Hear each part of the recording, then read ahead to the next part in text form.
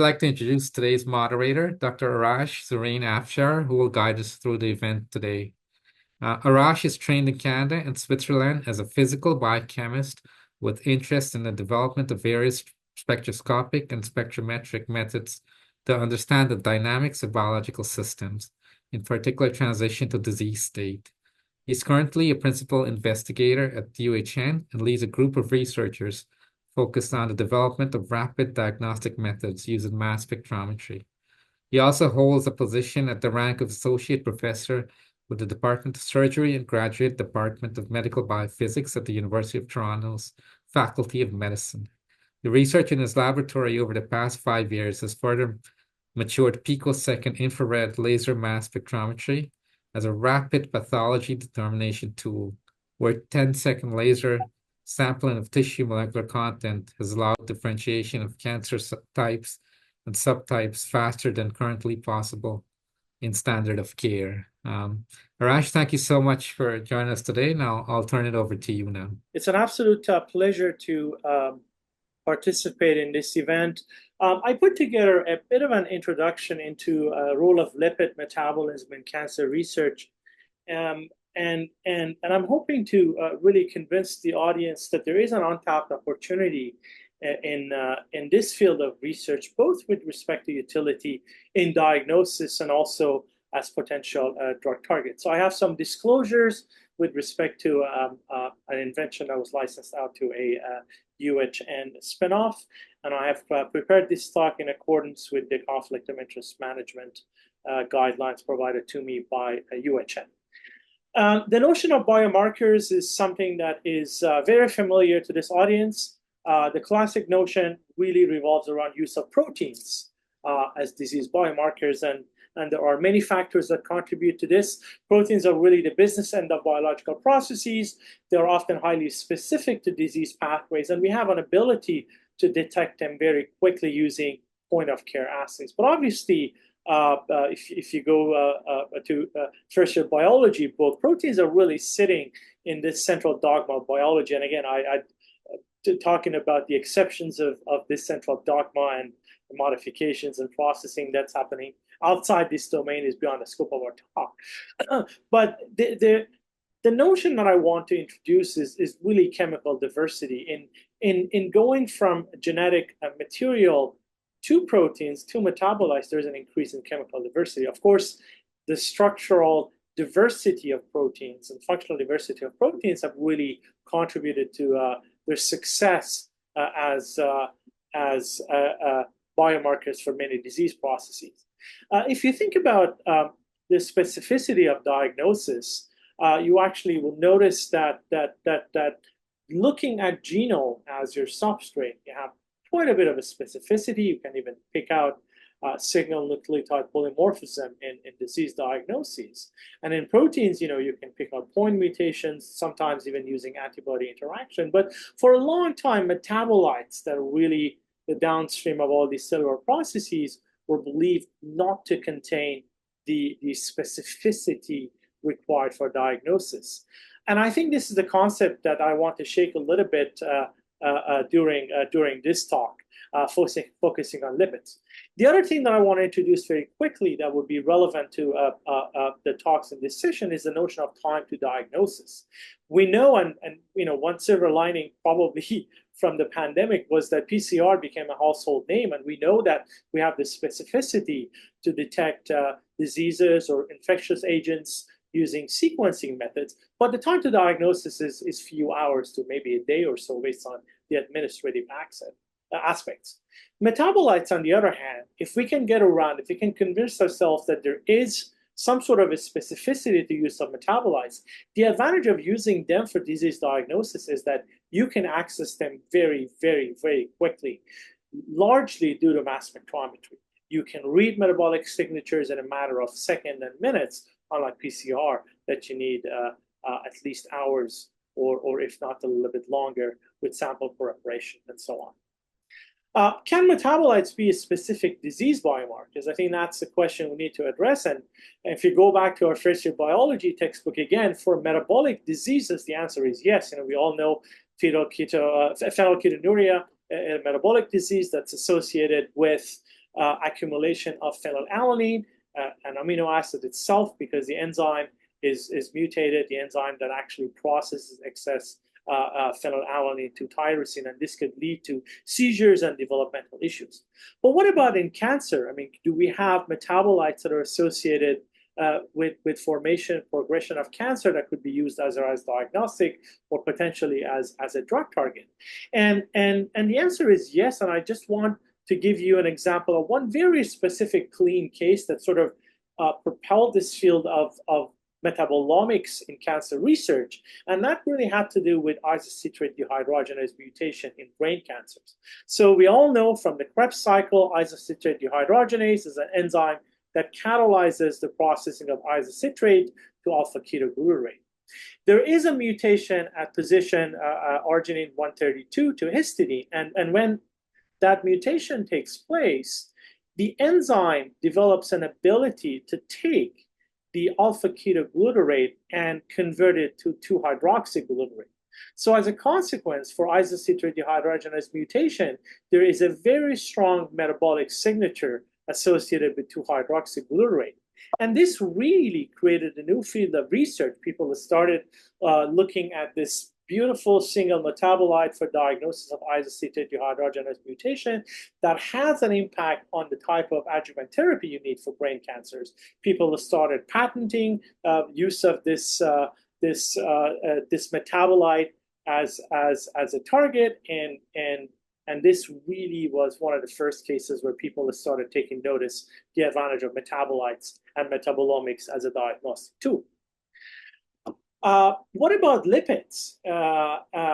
Lipids really are an untapped opportunity for cancer research. So we know lipids from their role in membrane. Bilayer forming phospholipids are now being discussed as targets for drug therapy. And we all know that lipid metabolism is undergoing quite a bit of changes and reprogramming in cancer states. And the table to the right is from a 2016 review, and it's talking about some of the disease target based on lipid metabolism that are being implicated around the role of lipid and in cancer formation. So the next couple of slides, we want to rationalize why these target lipids exist and what happens to lipid metabolism in cancer. So this is the only pretty colorful diagram that I found out, minus a couple of typos. And I just want to really keep it high level. There are things that happen to lipid metabolism in cancer. And the most pronounced change is the fatty acid synthesis is increased. Most mammalian cells we uptake under normal conditions are fatty acids from the environment. So there are transferases in the membrane that import fatty acids to the cell. But in process of cancer formation, because of increase in acetyl-CoA, consequent to overuse of glucose and metabolic state that's elevated, there is a push for fatty acid synthesis to take place. So there are enzymes here that are implicated in cancer and many cancer processes, and as such, they are also provided in the table that you see on the right side. So you have a variety of fatty acid synthetases whose expression goes up during cancer. There are transferases that are overexpressed to sort of bring in more the substrate from the environment. There are desaturases that convert fatty acids to monounsaturated fatty acids that are also overexpressed in cancer. And generally what happens is phospholipid formation, which is catalyzed from fatty acids that come together with a glycerol molecule. The Kennedy pathway is dysregulated. So a lot of phospholipids are actually broken down and they go back to the fatty acid state, and that fatty acid goes to beta oxidation to create more energy for cancer cells. So that's kind of the general scheme. And you all know that there are signaling molecules implicated in these pathways as well. For example, again, this is not a comprehensive list. This is just a simple overview of major intersect between lipids and cancer signaling in the beta-catenin WNT, a Wnt pathway, for example. If you knock down Wnt, you actually see an overexpression of enzymes in fatty acid chain that I have listed here, and the same with NF-kappa B. That's acting around this desaturase here as well. Cholesterol metabolism is also upregulated during cancer, and the consequence of that really is modulation of membrane fluidity in lipid rafts. So there is really a lot of back and forth between lipid metabolism and cancer, and regulation of signaling pathways as well. The lipid metabolism can actually create signaling molecules by itself. Diacylglycerol is one example. Ceramides are quite prevalent in cancer states, and we know that they actually have a role in cell cycle regulation, and the same with sphingolipid pathways and synthesis that's also affected. I don't want to go through a lot of these details, but there are therapeutic strategies that involve the three stages of main pathways that I talked about. Fatty acid metabolism, you can block de novo fatty acid synthesis by creating inhibitors for the enzyme that I have listed here. You can block the uptake and utilization by playing with receptors or also desaturases. You can also block biosynthesis of cholesterol. These are all the studies and the strategies that people have proposed. And also phospholipid metabolism could also be an interesting target, especially phospholipases that break down phospholipids back to fatty acids could also be potentially inhibited, and that will really create this nutrient starvation for cancer cells that want to convert phospholipids back to fatty acids. And also the Kennedy pathway that creates some of the known phospholipids, ethanolamine and choline that you know, would also be suppressed. One of the exciting things about these pathways really the negative and positive regulation. So if you ingest ethanolamine, that kind of arrests this pathway, and it really prevents the breakdown of phospholipids to fatty acids. So people are potentially thinking about this angle as well. I've been collaborating with the OICR for a number of years now, and we'll talk a little bit more in the next slide. In my lab, we've created this 10-second cancer diagnosis platform that uncovers lipids that are important as diagnostic for different cancer types very quickly. And with the help of the drug discovery group and OICR, Rima, Ahmed, Tyra, and colleagues, we've really tried to identify some of these lipids, and we've been quite successful with publishing lipids that have a high diagnostic value for different cancer types. But the blue ocean of opportunity that I see is going beyond doing the same thing. It's really hinging on building on this new concept of lipids that we discover through our collaborative research as potential therapeutic targets. So what I'm hoping we'll be able to gain traction to do is to build on what we have done so far with respect to the use of these lipids as diagnostic markers, but put a layer of drug therapeutics and drug target discovery on this. And you will hear a little bit more about this from Ahmed's talk at the end. So in our meeting today, we have three speakers. I don't need to introduce myself again. The oncology talk will be delivered by Alexa Fiorante, my PhD student.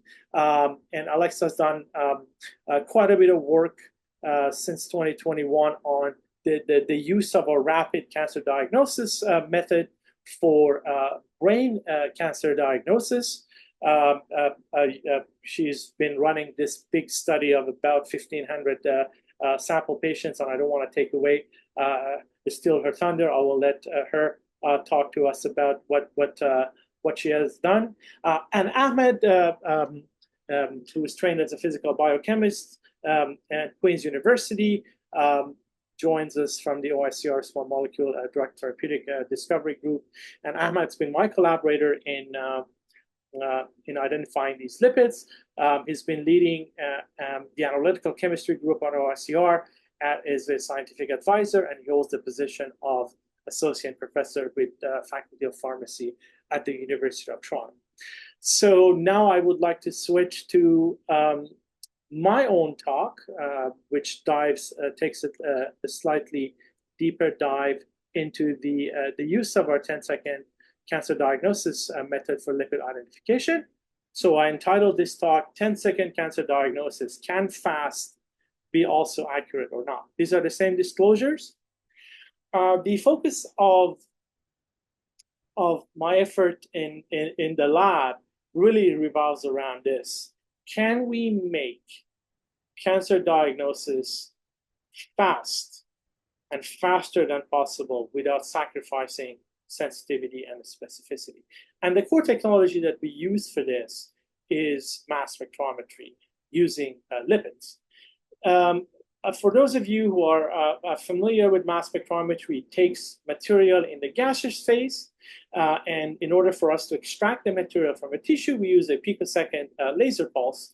This picosecond laser pulse is in infrared range. It's on resonance with the OH stretch vibrational state of water. The impulsive energy that's deposited to the water gets converted into little explosions. So you superheat water molecules, and that ejects everything into the gas phase. So the cuts that you produce in the material are very, very gentle. You don't have a lot of thermal damage, and by that process, you can ablate and desorb a lot of cellular content to the gas phase. So this is a good technology for bringing solid tissue material to the gas phase for direct analysis with mass spectrometry. I just want to touch upon the concept of ionization. You know, mass spectrometry works with ions. So once you've brought things to the gas phase, you need to ionize them somehow. And there are many, many ways people do this. Generally speaking, there are hydrodynamic and electrostatic forces involved in the process of handling these ions. Ionization itself is a necessary evil. You need to do this. You need to make sure everything is in an ionic state because you manipulate the ions in your spectrometer using radio frequency or electrostatic forces. But ionization in itself is a competitive process. And that really makes quantitative detection quite challenging. Some molecules are hungry, if you will, for absorbing charges from the pool of charges that's provided to them. So there is that competition. And it really is a challenge in terms of quantitative detection. For an untargeted mass spectrometry method, where you are interested in just understanding heterogeneity profile of a tissue, if you use an ionization method that is highly competitive, with the certain molecules that will always be competitive in ionization will show up in your spectra. So you lose some of your sensitivity to some of the finer changes in tissue chemistry. And what we decided to do is not bother with external ionization at all. So everybody else in the field of mass spectrometry would like to see these large peaks. And, you know, us, the black sheep in the community, we decided to take that head and really sacrifice the intensity of our spectra with this dynamic range. And this dynamic range is what allows us to read lipid signals from a tissue in a highly sensitive to underlying biology of cancer in a manner that other ion sources really can't. So why do we care about lipids? I mean, I've already introduced this topic. Lipids are part of the membrane. And we also know that they intersect with cancer metabolism. So when we want to do this rapid detection, we don't want to lose sensitivity to morphometric changes in cell shapes that are bread and butter for conventional histology analysis. We want to be able to still tell apart the different cancer types that are morphometrically different from one another. So that's why we look at lipids, and the workflow is simple. If you have a library of cancer signatures, then we should be able to, by a simple multivariate modeling, create our spectra, and by comparing the unknown to that multivariate model, we should be able to very quickly arrive at diagnosis. So the vision is a tool like this, where you can take and do a direct in situ sampling. You vaporize everything, you analyze them by your mass spectrometer, you suck them into the device using a suction, hydrodynamic forces, you create your heterogeneity profile, look at your lipid signature, and very quickly you are able to arrive at diagnosis by comparing your lipid profile to that of a known established library. And you can have that simple display of tissue pathology from correlated lipid markers for disease diagnosis very quickly.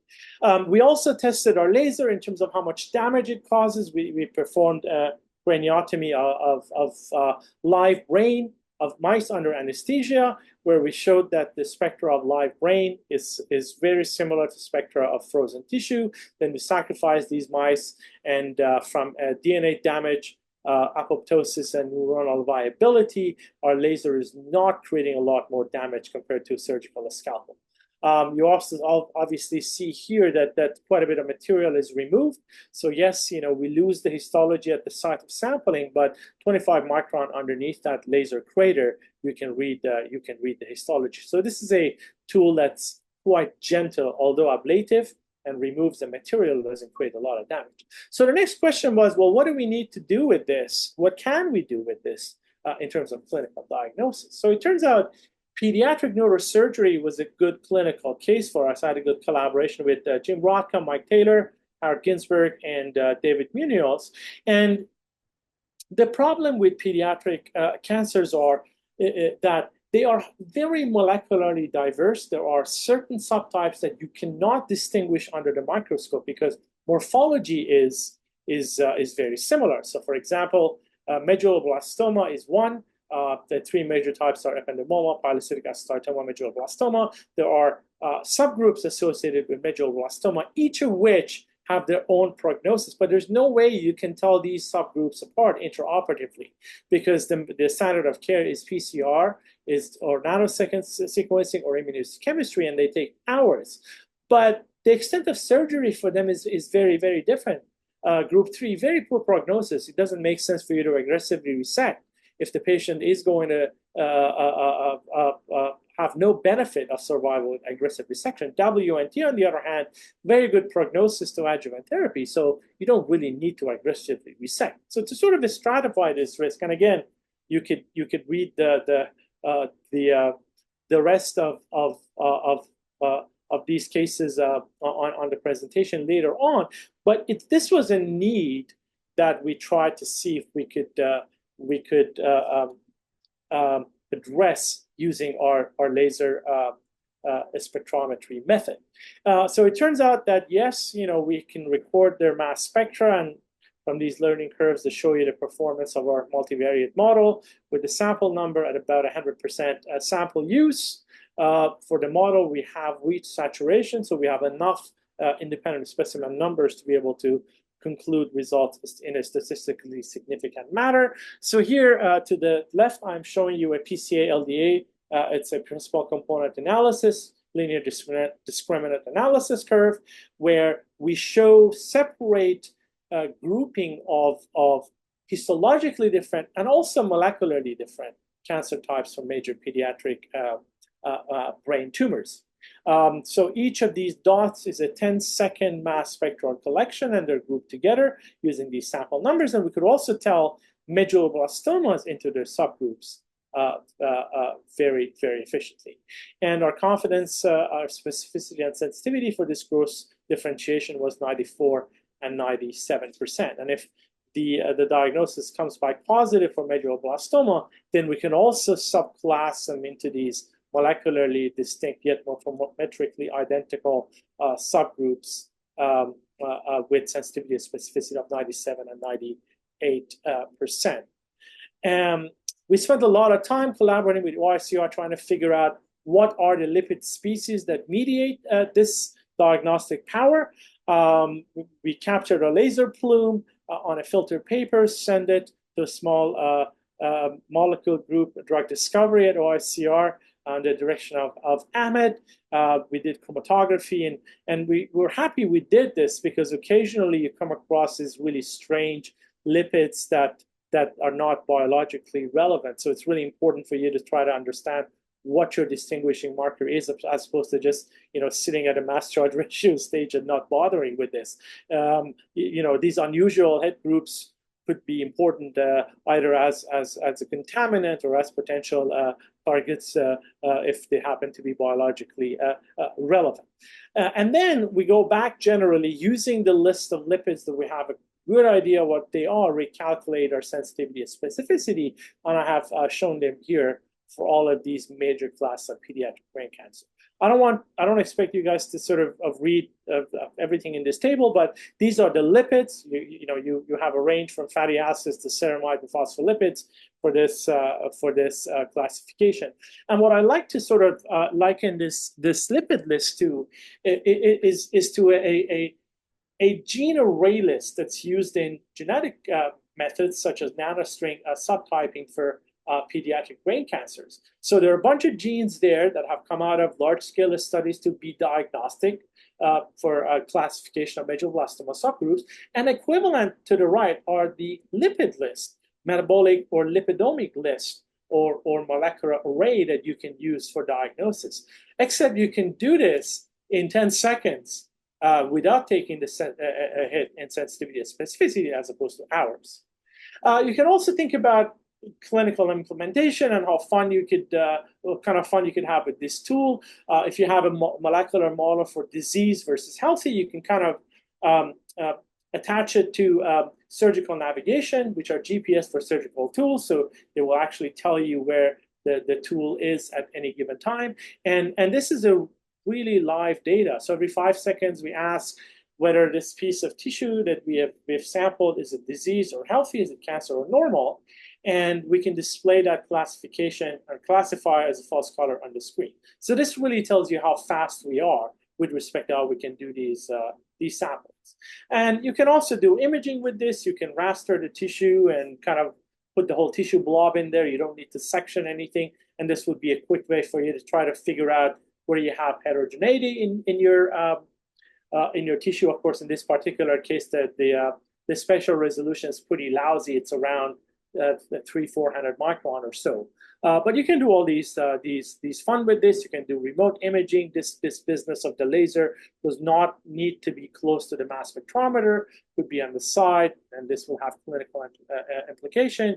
You can use this for a margin assessment. You can create these artificial pixels for what your mass spectral signal will look like if you have different degrees of infiltration.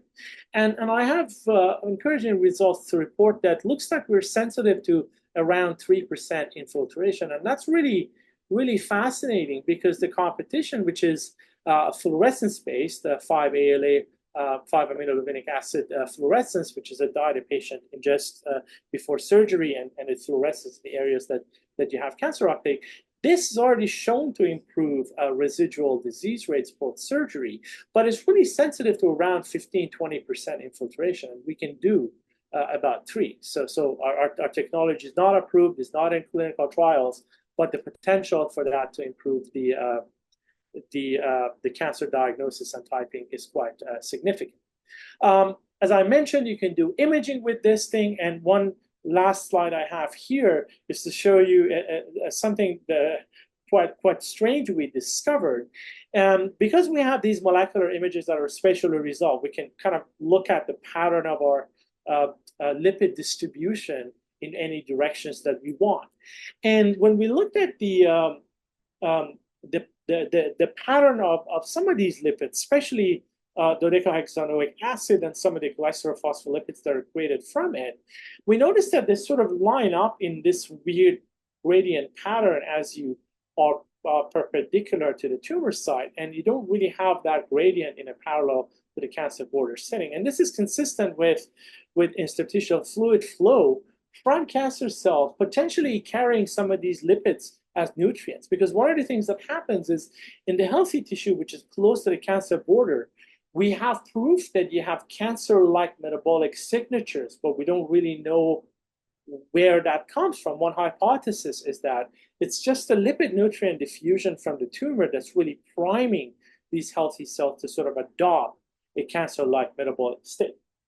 So these are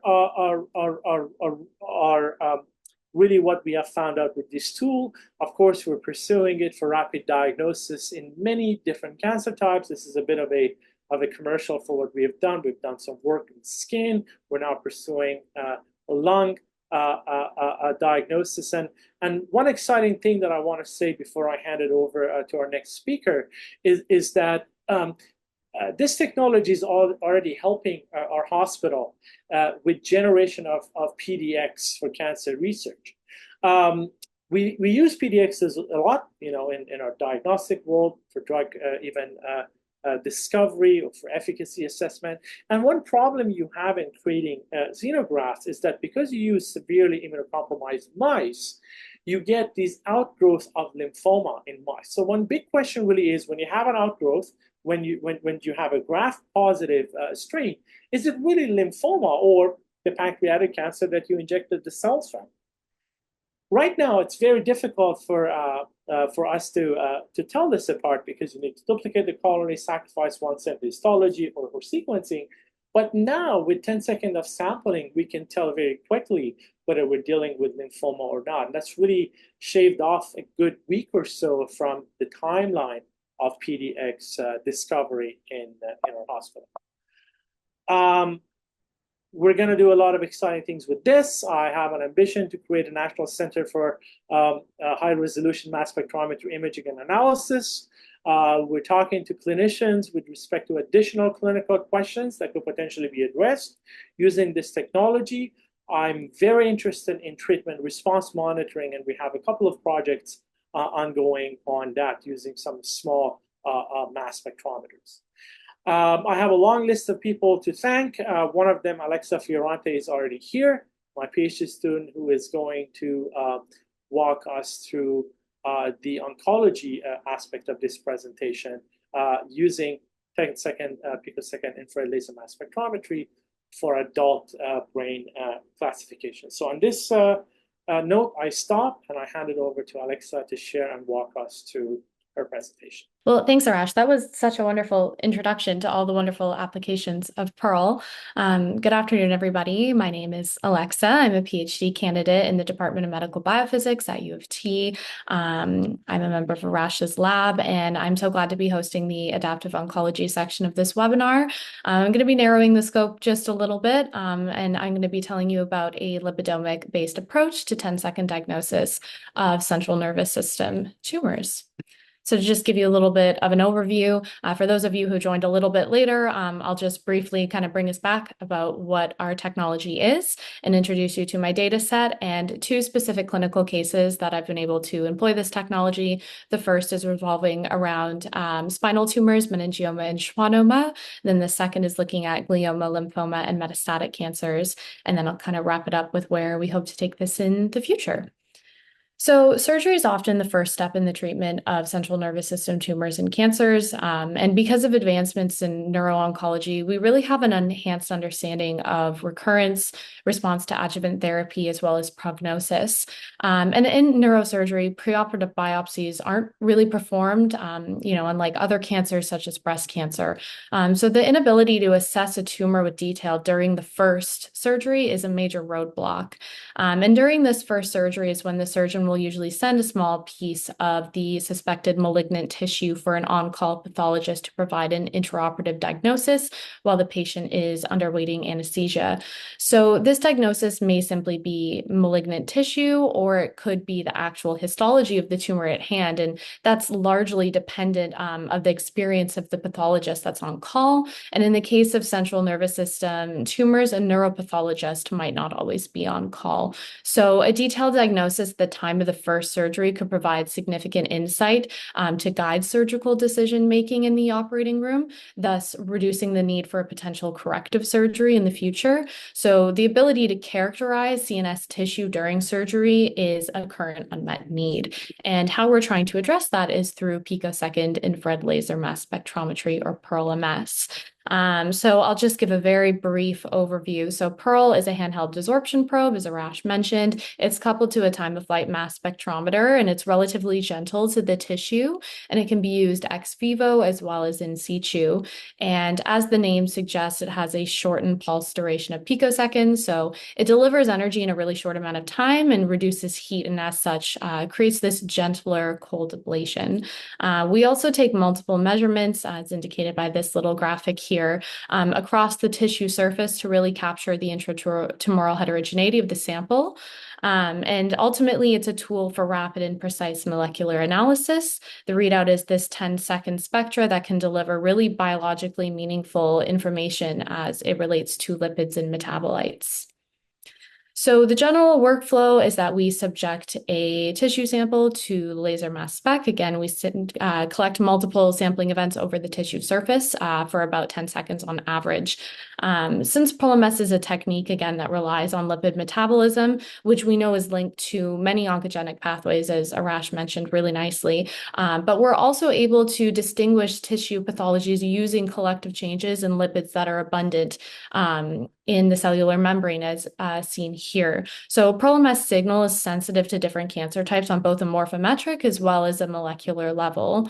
Once we've collected these mass spectral profiles, they're recorded and analyzed, and we perform dimensionality reduction, specifically principal component linear discriminant analysis, where we're able to segment, say, cancer A from cancer B. And all of these specimens are subjected and verified through ground truth histopathology with a pathologist, and this multivariate model is subject to many cross-validation and performance assessment metrics, and is eventually to be implemented for diagnosis. So a little bit more about my research.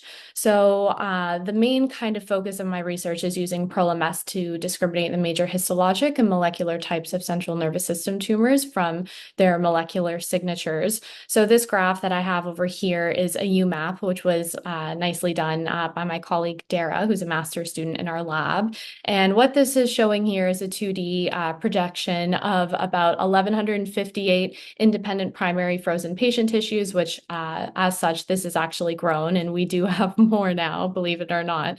And this is across 30 classes of brain and spinal tumors, anywhere from glioblastomas to pituitary adenomas, metastatic, and even actually some normal brain tissue. And this whole data set is about 10.4K Pearl-MS sampling events. So it's rather large. So I've been building this over the last 3 years of my PhD. And the beauty of it is that upon consultation with neuropathologists, neurosurgeons, et cetera, we've been able to carve out clinically driven cases where our technology really helps to fill a gap in the standard of care. So I'm going to discuss 2 of those projects today. And the first one I want to introduce you to is our spinal tumor project. So spinal tumors account for about 20% of central nervous system tumors, and they include 2 kind of major classes. So the first is the extradural, and then the second is intradural extramedullary, which is actually about 40% of all spinal tumors.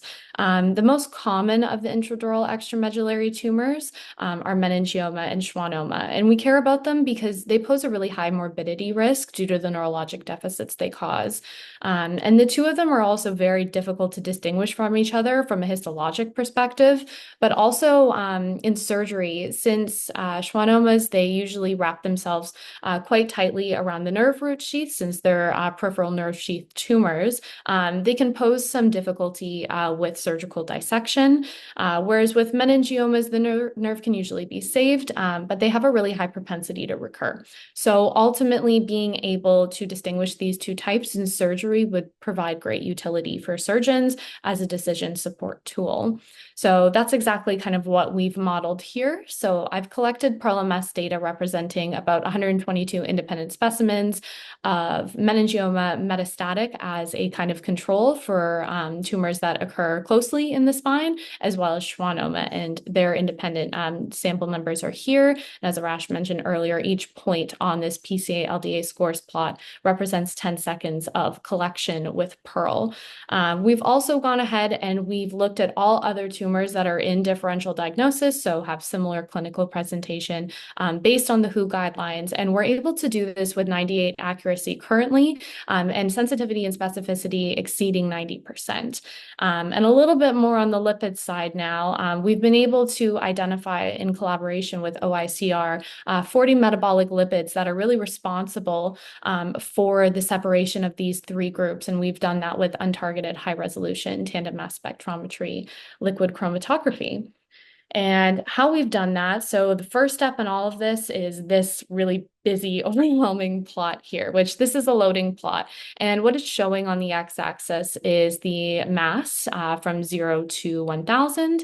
And then we have the linear discriminants on the y-axis here. And this is showing the importance of the feature to the model in both the negative and the positive direction. So what I did is I picked the top 25 most positive and the top 25 most negative for each linear discriminants, and I arrived at about 100 ions. And what I did was I sent that list of 100 ions off to our collaborators at OICR, and I prepared lipid extracts from each of those 3 important classes of tissue. And out of the 100, we ended up identifying 40. And those are these 40 lipids here. So we have the target MZ Pearl MS corrected peak here, as well as their assignments. And I apologize, it might be a little bit difficult to see. And this is showing their assignment, their predicted ionic formula. Generally in the higher mass spec range, again, is where we kind of see the phospholipids. So we think membrane structure, morphometric recapitulation. And then in the lower range, as Arash was kind of alluding to earlier, is where we're seeing those fatty acids, which are really important and implicated in oncogenesis. So what I did is then I ended up taking these 40 ions specifically, and I ran a feature-based analysis. So I reduced the model just to look at this kind of set of 40 metabolites, this kind of metabolic array, if you will.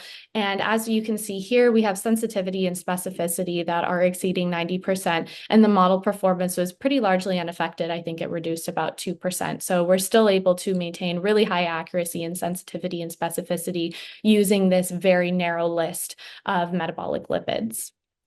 And then going forward, since we wanted to look largely at meningioma and schwannoma, but we also wanted to assess all of the other tumors that were in differential diagnosis. So to this end, I subjected an additional 569 independent spinal tumors across 12 different classes. And we kind of built two different models here. So model B is showing all 15 different classes of spinal tumors that are in differential diagnosis. And we have pretty good accuracy given the sheer size of this data set.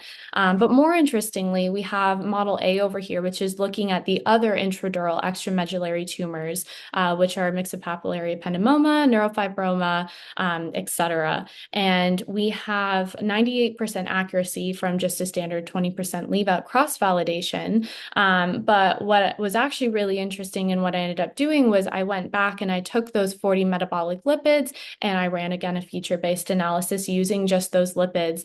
And we actually had really wonderful results, especially given that I took those and identified those lipids for analysis from just that initial three-way model set.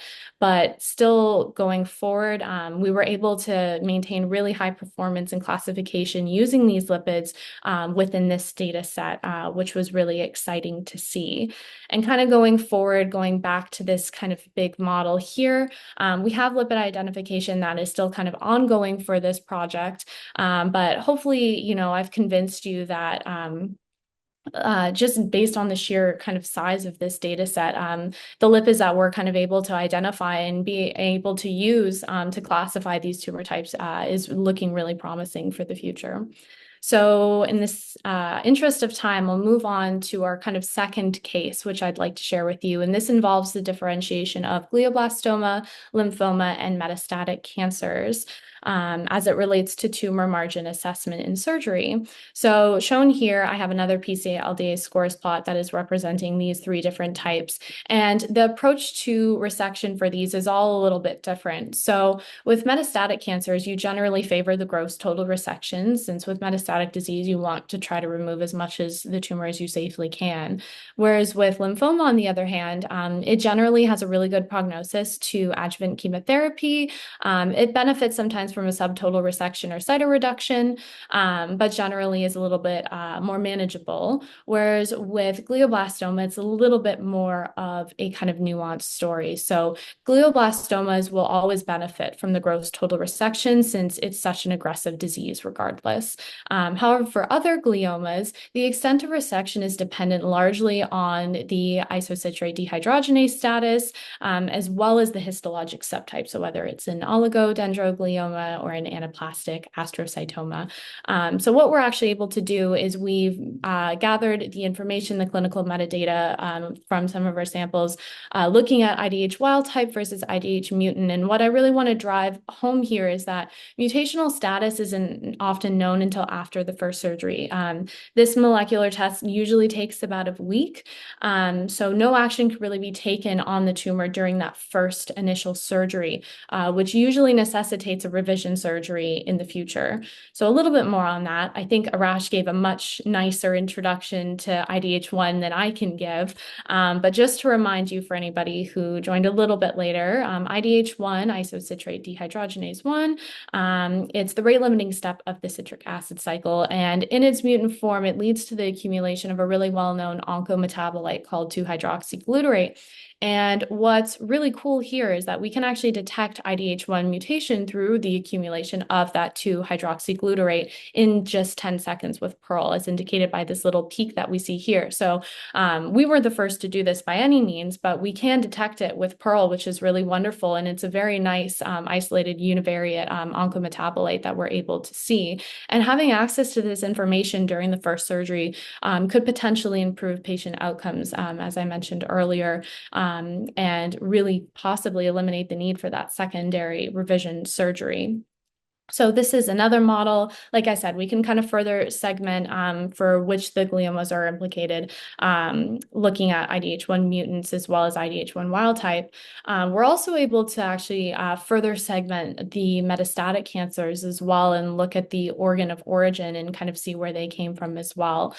So this data set is kind of largely ongoing, and this project is kind of ongoing and is not quite yet final, but again, it really shows promise to be able to kind of differentiate these 3 distinct cancer types with Pearl, and really provides an interesting case for potential collaboration, again, with OICR to really see what lipids are actually driving these differentiations besides just that peak at 129 that I kind of just showed you. So to wrap things up, today I've introduced you to 2 specific clinical cases where Pearl has really shown high sensitivity and specificity in discrimination of major intradural extramedullary spinal tumors that has been mediated by 40 metabolic lipids identified in collaboration with the OICR, and as well as possibly more to come on the way. And additionally, the differentiation of glioma and lymphomas in metastatic cancers shows a really interesting case for lipid analysis to better inform the extent of resection as well as the delivery of adjuvant therapy to better patient outcomes. So taken together, all the work that we've kind of been able to do in collaboration with the OICR really kind of further supports the promise of Pearl MS to act as a rapid diagnostic tool. And I've only introduced you to 2 specific clinical cases today, but I just kind of want to drive home that this data set's kind of been a gift that keeps giving, and upon a lot more collaboration, we hope that there's a lot much more to be discovered in the future. So I would like to thank my lab again and all of our collaborators, and that's all I have. I'll pass it over to Ahmed. Well, this is a great talk, Alexa. I should have let you give my talk as well. Well, thank you for this. I would like to hand it over to Ahmed, the last speaker of our seminar today for the therapeutic innovation. Arash and Alexa did a great job of introducing the importance of lipidomics in drug discovery and what we are trying to achieve. So what I'm going to do today, I'm going to give you 2 examples and where we can think more about it. These are, we started it almost 5 years ago with Arash, but I would say still we are at the early stage of this project. So biomarker is a term that is used commonly for many different things. What I wanted to bring us in the same page to show that biomarker actually can be used for diagnostic purposes, where you have seen some examples from my 2 previous talks. And also you can use biomarker for prediction of clinical outcome. And I'm going to show you an example there.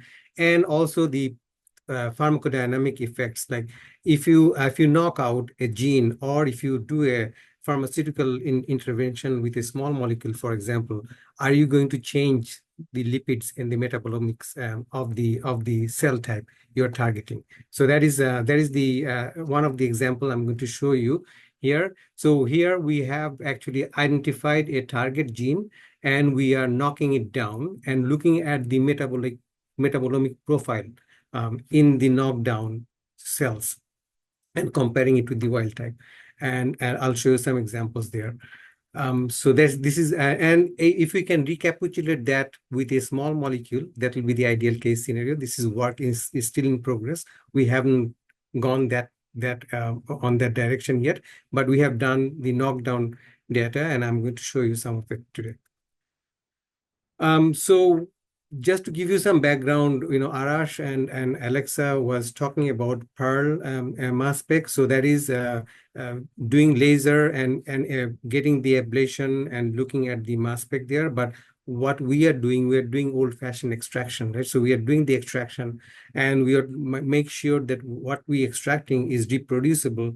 And we did some preliminary work with deuterated lipids to figure out our extraction is reproducible. And after that, we are using state-of-the-art mass spec detection methods. Here we have very good mass specs. We have the Synapse system and Orbitrap systems, which are very high-end, high-resolution mass spec. We are using them, and we also have, because these are very small amount of sample, we are using a microflow LC system to do that. And as I mentioned earlier, I'm going to tell you a knockdown of a target in the SW1573 cells and showing the effect of that knockdown in the lipid profile. Also, if I have time, it looks like I may run out of time, but if I have time, I'll also show you one example where we can look at the BRAF mutation using lipid markers. So for the SW cell line workflow, so we use these doxycycline inducible genes, SH. So we are doing knockdown. We have a positive control, and we also have a negative control. We are knocking down with and without dox. So without dox, there shouldn't be any knockdown.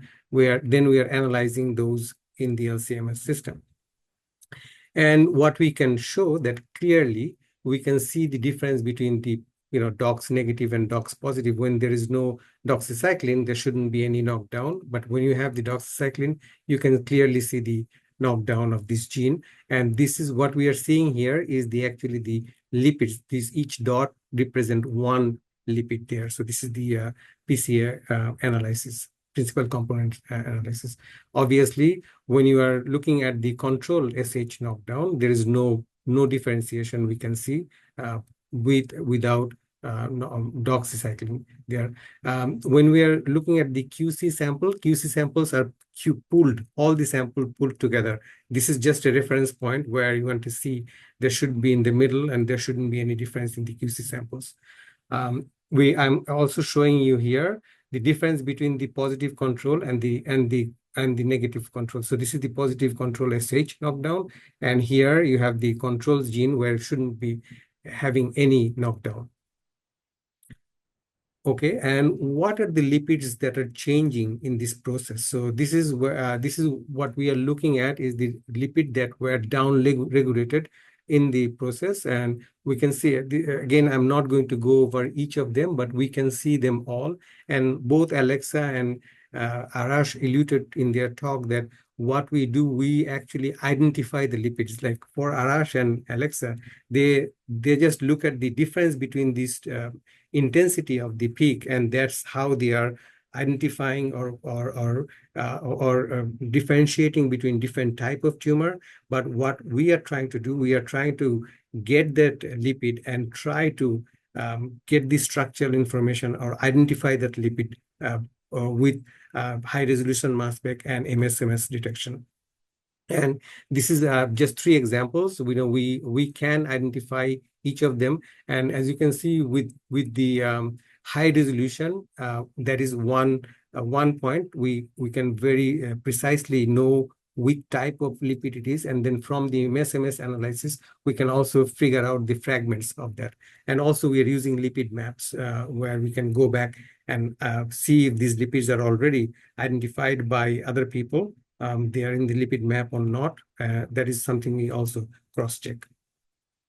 So these are the lipids that were down-regulated, and these are the lipids that were up-regulated. Similarly, we can identify them by MSMS and LC methods. This gene we are looking at, which has been knocked down with the SH, is actually implicated in other papers. People have said that triglycerides are actually modulated by knocking down this gene, and we can also from our preliminary work, we can also see triglycerides are actually implicated or having changed in this process. So that is the PD work we have done so far. What we would like to do, really, and this is what Arash alluded earlier, we would like to see what pathways are implicated by these lipids. If we can identify the pathway, then we can target with a small molecule and come back and cure the cancer if that is something we would like to see. Also, we would like to see if we can recapitulate the same knockdown phenotype, at least in the lipidomics aspect, that if we do the small molecule intervention, can we see the same lipids that are changing or not? This is something we are ongoing. We have actually identified a compound, a small molecule that is targeting this gene quite potently, and our next step is to see what kind of modulation are we seeing with that small molecule. Is it the same or is it different than the knockdown we are seeing? Okay, so in my next part of the talk, I'm going to talk about the predictive biomarker, and this is very important, as Alexa and Arash was mentioning, that we can classify these tumors using the Pearl MS. That's what Arash's lab is using. But can you really look at the changes where you have a mutation in the cancer, and can you see the difference in that mutation? So what we have used to do a proof of concept, we are trying to see for melanoma, as you know, BRAF mutation is a very important mutation, that is activating mutation that happens in the melanoma cells, and one of the most common mutation is this V600E. That is the mutation that is an activation mutation, and there are small molecules. So I don't have to go through this for this panel. A lot of people know about this BRAF mutation, but in short, there are now small molecule inhibitors for targeting this specific mutation. But in the clinic, you need to know what patient harbor this mutation and which patient have the wild type. If your therapy needs to work because it's targeting this specific mutation, you need to know which patient have the mutation and who doesn't have the mutation. Right now, there is an FDA approved sequencing and ISC method there, so to identify the mutation.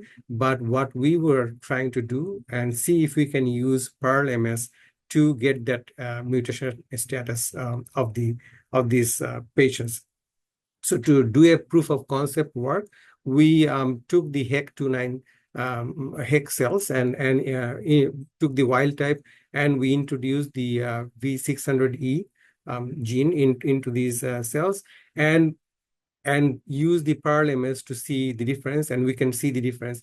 We also took these cell lines, which are A375, which is the known V600E expressing cell line, and we also took two other cell lines which are known to have lower expression of this mutated gene. And again, we can clearly see the difference. So in our lab, what we have done, we have seen the differences, and Alexa was mentioning they give us the list of this loading plot, and we look at these different ions, and we try to identify these ions. So we identified a 30 member metabolite array from these loading plots they sent us, and using that 30 metabolite array, we can again do clear differentiation between these two types of cell lines with more than 95% accuracy. Okay, and then we wanted to take it one step further, and with a very limited number of clinical samples, we tried to see, can we see the difference between the patients that has the mutation and the patient that don't have the mutation. And from the preliminary work, we can also show that with 80% accuracy, about 80% or more, I'm being conservative right now, accuracy, we can actually differentiate between the mutated cancer from the wild type cancer. So that is all. So this is the predictive biomarker kind of work where we are using this 30 metabolite array to detect the tumor from the wild type to the mutated one. So that is all I have for today. I hope this was exciting, and this is at least will be interesting for a few of you. So we can take some questions now. Thank you.